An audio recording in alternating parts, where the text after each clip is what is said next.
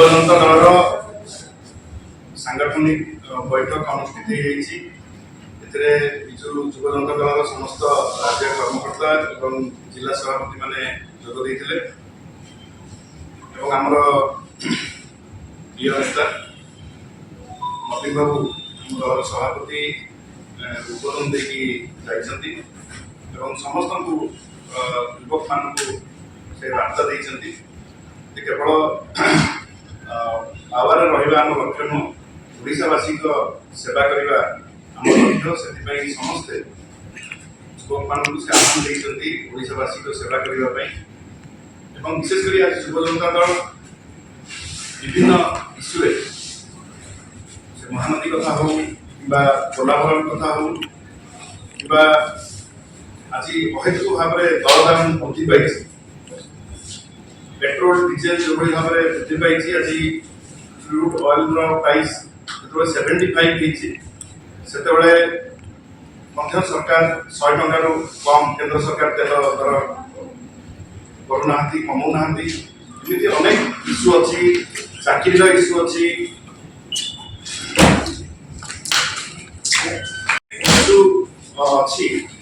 जो कि ओडिशा सरकार डबल इंजिन सरकार चलती कहीकि आसते युवक मान चाकरी देवु, युवक मान बजेट रे कौन अर्थ ना, शिक्षा बजेट रे 500 कोटी ऊर्ध्व उच्च शिक्षा बजेट रू कटा जाइए। से भाव में 300 यूनिट मागणा बिजुली देवा कथा कहते ओडिशावासी करना निर्वाचन प्रतिश्रुति देते भत्ता कथा कहते समस्त को भत्ता देवु 80 एज रे रखिले एमती बहुत लोक ठकी चलती। सुभद्रा कथा सबू स्त्री लोक मान सब महिला मान देवे बोली कहते से 21 रू 60 कर 1500 जो अधिक उपार्जन करते दवा रेस्ट्रिक्शन लगे। एमती अनेक कथा अच्छी जोटा कि केंद्र सरकार ओडिशार युवक युवती मान सहित एवं ओडिशा रे जो सरकार बीजेपी सरकार नुआ जहाँ जहाँ प्रतिश्रुति से चाकरी कथा हो कि ओडिशार स्वास्थ्य रखा कथा हो सबु कथार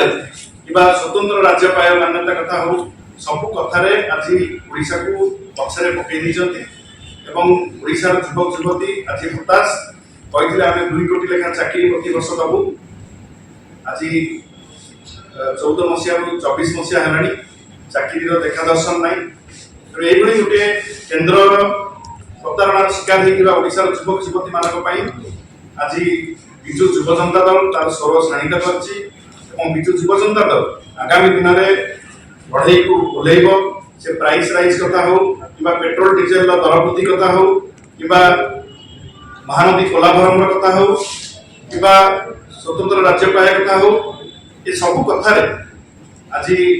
दुईटी जाक सरकार केंद्र और राज्य उभय जो प्रतिश्रुति देते आज प्रतारणा परिणत होती। विजु युव जनता दल ओडिशार युवक युवती मान आशा और आकांक्षा को लेकिन आम आगू को जीवु राजरास्ता को जीवु एवं जो पर्यंत ओडिशार युवक युवती मान से न्याय न मिली जो पर्यंत से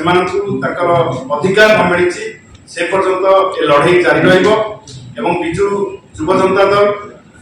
निश्चित भाव में संगठन को आहरी सुदृढ़ करी व्यापक करी आगामी 2029 भाव में विजु जनता दल पुनश्च सरकार से आम संगठन को दृढ़ीभूत करुचु आगामी पंचायत निर्वाचन आगामी म्युनिसिपालिटी निर्वाचन एवं विजु जनता दल आगामी जेकोसी निर्वाचन आसिले गोटे निर्णायक भूमिका जो भाव में नहीं पार आम तृणमूल स्तर व्यापक भाव में विजु युव जनता दल को संगठित करोसी ऐतिह्य कि बरपुत्र माने जो नामकरण यथार्थता प्रतिपादन कर अनुष्ठान कौन नाम परिवर्तन को आम विरोध करुँ। रेभेन्सा जो इतिहास जदि आम देखा से केंद्र मंत्री उच्च शिक्षा मंत्री अच्छे धर्मेंद्र प्रधान गोटे वितर्कर कथा कहते से आज सबू रेभेन्सा पाठ पढ़ी सबू रेभेन्सानियन माने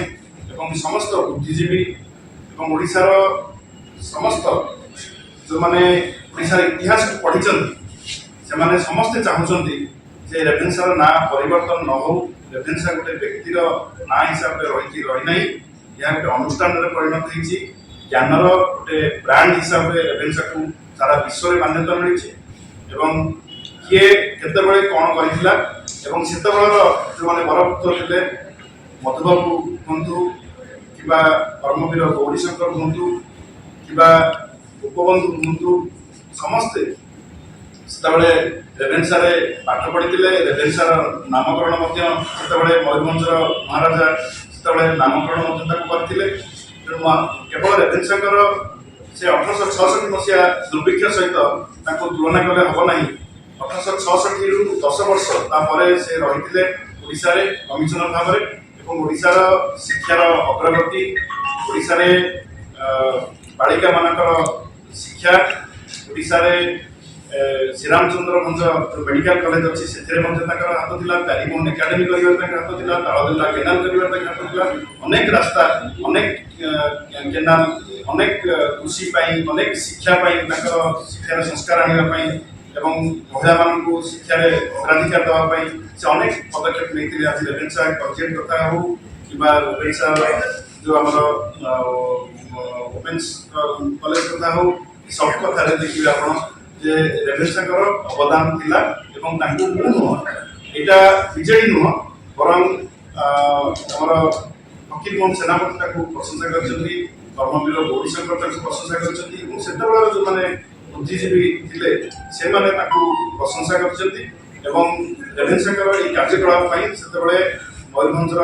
ରାଜା ସେତେବେଳେ এই नामकरण से କରିଥିଲେ ପାଖାପାଖି 10 ବର୍ଷ ପରେ रेभेन्सा कार्यकलाप पर ये नामकरण होता तेणु यहाँ विवाद उठेबार उचित नुह रेभेन्सा ओडिशार ऐतिह्य सहित जोड़ा रही ओडिशार संस्कृति ओडिशा परंपरा सहित जोड़ी रही रेभेन्सा अनेक बुद्धिजीवी सृष्टि करी राष्ट्रनीतिज्ञ सृष्टि मुख्यमंत्री सृष्टि कर रेभेन्सार अवदान ओडिशा प्रति तत्कालीन जो ब्रिटिश सरकार थे विरुद्ध गोटे जो आंदोलन होता से आंदोलन मुखसाक्षी हूँ रेभेन्सा से पाठ पढ़ी ब्रिटिश सरकार विरुद्ध में भाव में संग्राम कर संग्राम ही आरंभ होता तेणु रेभेन्सार अनेक इतिहास रेभेन्सा सहित जोड़ी रही रेभेन्सा गोटे किंवदंती पुरुष कहले अत्युक्ति हम ना तेणु रेभेन्सार ना को जो मैंने परिवर्तन कर चेष्टा कर तर्क वितर्क आह्वान देते चाहे जे इटा गोटे दलर कथा नुह इटा सामग्रिक भाव इटा ओडिशार कथा केतबेले से माने फकीरमोहन ऊपर आक्रमण कर ओडिशार अस्मिता करुवा लोक मैंने फकीरमोहन सेनापति छाड़ूना चामचा पैसा लगे मधुसूदन प्रश्न उठेले महाराजा जे अवदान ओडिशार शिक्षा स्वास्थ्य क्षेत्र में व्यापक भाव में रही मयूरभंज महाराजा